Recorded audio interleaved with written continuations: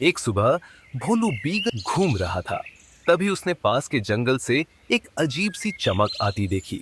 जिज्ञासा ने उसे घेर लिया और अपनी पूंछ को उत्साह में हिलाते हुए भोलू रहस्यमयी चमक की ओर बढ़ गया। जैसे ही वह जंगल में दाखिल हुआ, भोलू को छोटे छोटे रंग बिरंगे जुगनुओं के झुंड ने घेर लिया। उनकी रोशनी छोटे छोटे सितारों की तरह चमक रही थी। वे उसके चारों ओर चक्कर लगा रहे थे, खिलखिला रहे थे और फुसफुसा रहे थे। तभी उसने ऊपर के पेड़ों से एक गहरी आवाज सुनी। यह एक बड़ा उल्लू था जो एक ऊंची शाखा पर बैठा था, जिसकी आंखें चांद की तरह गोल और बुद्धिमान थीं।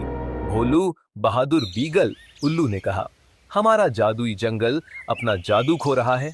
केवल सच्चे दिल वाला व्यक्ति ही इसे बचाने के लिए सुनहरी ओस की बूंद पा सकता है। भोलू ने अपना सिर झुकाया, काम को समझते हुए।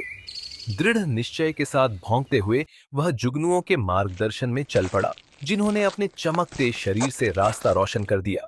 वह घनी झाड़ियों के बीच से गुजरा, छोटी छोटी धाराओं पर उछला और ताजे चीड़ और जंगली फूलों की खुशबू का पीछा किया। रास्ते में उसे मुश्किल लताओं से बचना पड़ा, जो उसे रोकने के लिए पहुंचती दिख रही थीं।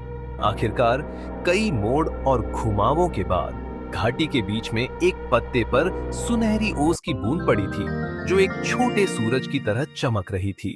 भोलू ने हमेशा सावधान रहते हुए अपनी नाक से ओस की बूंद को हिलाया। जैसे ही उसने ऐसा किया, पूरे जंगल में एक गर्म चमक फैल गई और अचानक हर जगह रंग खिल उठे। जादुई जंगल फिर से जीवंत हो गया। धन्यवाद भोलू, जंगल का जादू फिर से जगा दिया है। तुम हमेशा के लिए जादुई जंगल के दोस्त हो।